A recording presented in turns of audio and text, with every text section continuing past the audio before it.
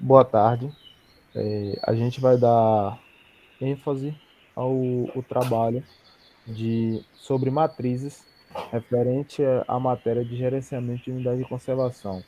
Minha dupla é formada por eu, Gelder Cerqueira, e Juliana Souza. Eu vou começar falando um pouco sobre o que é a unidade de conservação em si. A unidade de conservação, elas são patrimônios da sociedade brasileira. E atualmente no Brasil existem cerca de 324 unidades dessas que protegem áreas em todos os biomas. O bioma da Mata Atlântica, da Amazônia, do Cerrado, do Pantanal, dos Pampas e da Caatinga. A função primordial da unidade de conservação é conservar a riqueza biológica do Brasil e porções significativas das mais diferentes populações, habitats e ecossistemas e águas, além de garantir o uso racional dos recursos naturais por populações. O Brasil possui hoje mais de 7.888,900 km² de unidade de conservação, que são geridas pelo ICMBio, o Instituto Chico Mendes para a Conservação da Biodiversidade.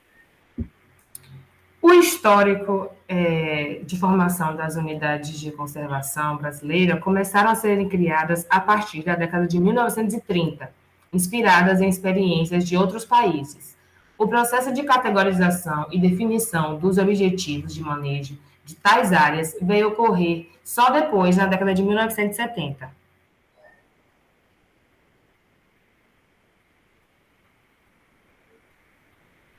Bom, vou falar um pouco agora sobre os manejos das unidades de conservação. Deste modo, a forma do manejo da unidade de conservação implica em elaborar e compreender o conjunto de ações necessárias para a gestão e uso sustentável dos recursos naturais, em qualquer atividade no interior e em áreas do entorno dela, de modo a conciliar a maneira adequada e espaços apropriados aos diferentes tipos. Temos também a gestão. A gestão da unidade de conservação, ela trata-se de um documento técnico mediante com o qual fundamento nos objetivos gerais da unidade de conservação. Estabelece o zoneamento e as normas que devem presidir o uso de áreas e o manejo dos recursos naturais, inclusive a implantação das estruturas físicas e necessárias para a gestão da unidade.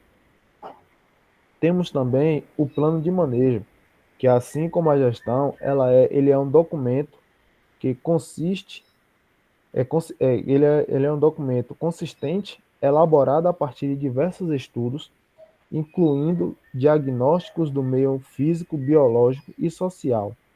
Uma das ferramentas mais importantes do plano de manejo também é o zoneamento da unidade de conservação, que a organiza especialmente em zonas sob diferentes graus de proteção e regras do seu uso.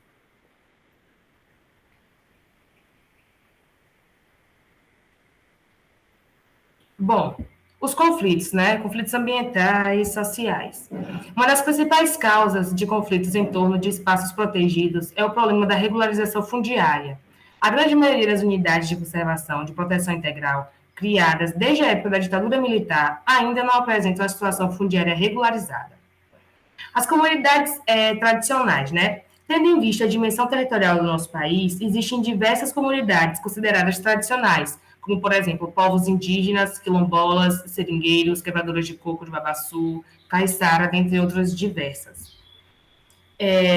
Os impactos ambientais de uso nas comunidades, de uso nas unidades de conservação, podem ser tanto de origem natural como de origem antrópica, podendo ainda serem distribuídos em impactos positivos ou negativos, de acordo com as alterações que provocam nos ambientes.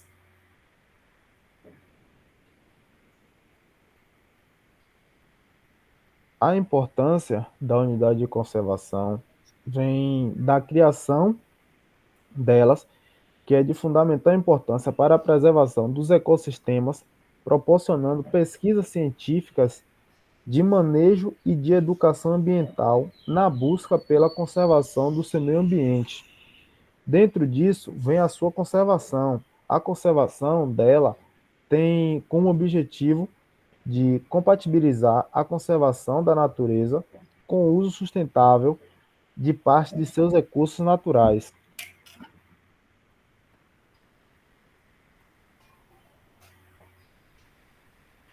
As bases legais. Os trâmites para a criação de unidades de conservação competem aos órgãos executores, como foi citado anteriormente, né? Do SNUC, ICMBio, IBAMA e órgãos gestores estaduais e municipais. E deve seguir a regra da Lei 9.985 do ano 2000, com a realização de fase de estudos preliminar e consulta pública. O PENAP, o Programa Nacional de Formação em Administração Pública, é um programa do Sistema Universidade Aberta do Brasil, lançado em 2009, que tem como área de atuação a formação, capacitação dos quadros de gestores para atuarem na administração de macro, em sentido governo, e micro, unidades organizacionais e sistemas. A zona de amortecimento, ou também pode ser chamada zona tampão, é uma área estabelecida ao redor de uma unidade de conservação, com o objetivo de filtrar os impactos negativos das atividades que ocorrem fora dela, como ruídos, poluição, espécies invasoras e o avanço da ocupação humana, especialmente nas unidades próximas a áreas intensamente ocupadas. Por fim, temos o SNUC, né, que é o Sistema Nacional de Unidades de Conservação, que é o conjunto de unidades de conservação federais, estaduais e municipais, que são divididas em 12 tipos.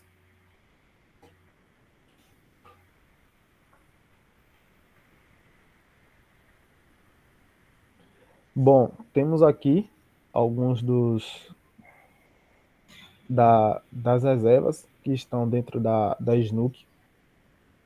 Temos aqui a Estação Ecológica, que é uma área natural restrita, onde as pesquisas científicas são permitidas somente com autorização prévia. Tem que dar uma prévia, avisar antes que você vai fazer essa pesquisa, e esses espaços não são abertos para visitação pública. Temos aqui também a Reserva Biológica, que ela é uma área natural, assim como a Estação Ecológica, ela é também restrita com o intuito da preservação tanto da fauna e da flora local. São, portanto, preservados, não tem a permissão de hipótese alguma da presença humana ou também da sua modificação da paisagem natural.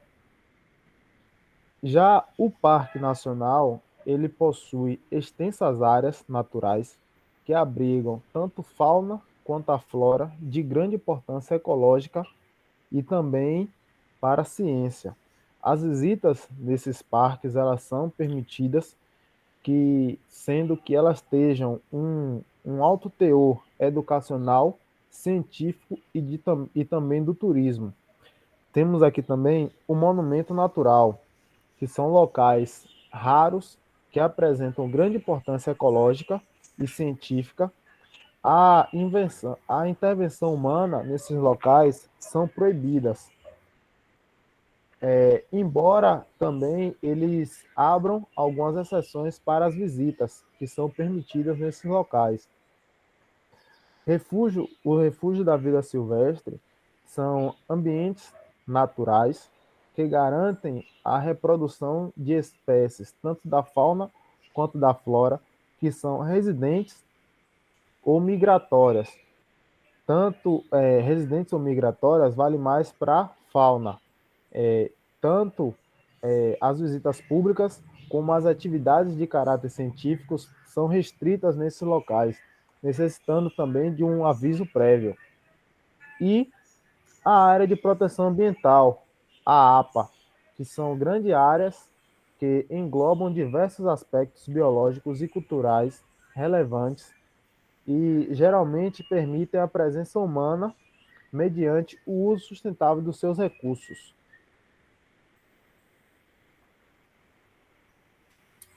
Área de relevante interesse ecológico. São áreas menores, com menos de 5.000 hectares, que abrigam a fauna e a flora singulares. Podem apresentar ocupação humana mediante conservação de uso sustentável. Floresta Nacional. Apresentam a cobertura florestal com espécies nativas e populações tradicionais. Pesquisas científicas e métodos de exploração sustentáveis são permitidos. Reserva extrativista. São áreas onde os métodos de subsistência de populações locais são baseados no extrativismo, seja agricultura ou criação de animais. Tudo isso mediante o uso sustentável dos recursos naturais. Visitação pública e atividades de caráter científico também são permitidos. Reserva de fauna. É uma área natural com espécies nativas, sejam terrestres ou aquáticas, residentes ou migratórias. São destinadas ao manejo sustentável de seus recursos, bem como para pesquisas científicas. Reserva de desenvolvimento sustentável. Nessas áreas naturais, exploração de recursos de maneira sustentável é realizada pelas comunidades tradicionais que vivem no local. Mediante autorização, são permitidas também visitas e pesquisas científicas. E, por fim, reserva particular do patrimônio natural, que é de caráter privado. Essas áreas naturais objetivam a conservação da biodiversidade de modo sustentável. Pesquisas, manejo de recursos, ecoturismo também são permitidos.